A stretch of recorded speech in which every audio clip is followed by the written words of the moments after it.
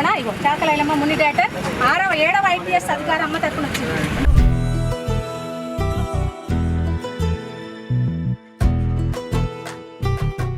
వీరనారి చాకలైలమ్మ గారు లాంటి గొప్ప వ్యక్తి కూడా మా నియోజకవర్గానికి ఎమ్మెల్యే కావడం అనేది నిజంగా అదృష్టంగా భావిస్తున్నాం.